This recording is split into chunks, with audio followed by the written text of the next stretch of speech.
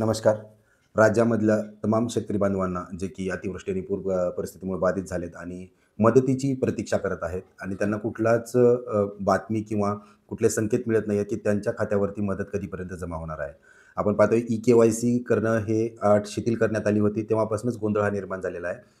आणि नेमकं आता वी-के नंबर हातात आहे, विशिष्ट क्रमांक हातात आहे, यादीत तुमचं नाव आहे, तुमची बाधित क्षेत्र दिसतंय आणि मिळणारी रक्कम दिसतीये. परंतु त्या रकमेचं काय झालं? नेमका खात्यात आलेत का? आले असतील तर कोणत्या खात्यात आले आहेत?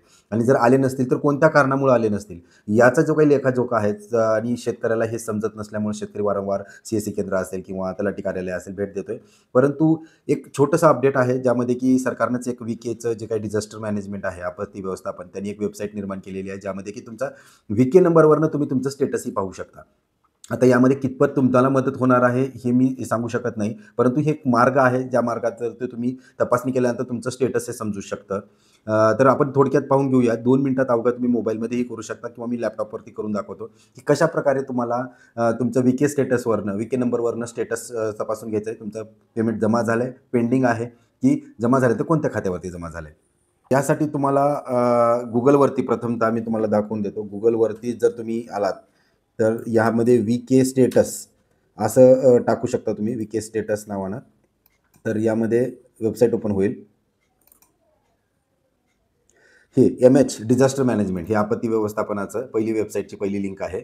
यामध्ये या अशा प्रकारची वेबसाईट ओपन होते. आता या ठिकाणी तुम्हाला तुमचं वी-के नंबर असणं गरजेचं आहे.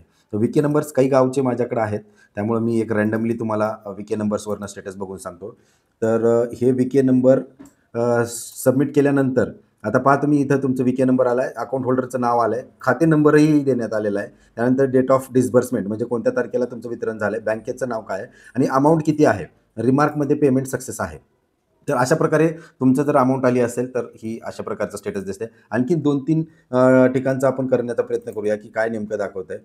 आता हे दुसरे आहेत, त्यांचं पण परत एकदा पेमेंट सक्सेसफुल दाखवतंय. आता या ठिकाणी बँकेचे तपशील दिलेले नाही आहेत, पण पेमेंट सक्सेसफुल दाखवतंय. तर याचं कारण काय आहे, की हे डी-बी-टी मार्फत जे पेमेंट झालेले आहेत सक्सेसफुल, तर त्यांना डायरेक्ट आपल्या आधार लिंक खात्यावरतीच पेमेंट पोहोचलेलं आहे.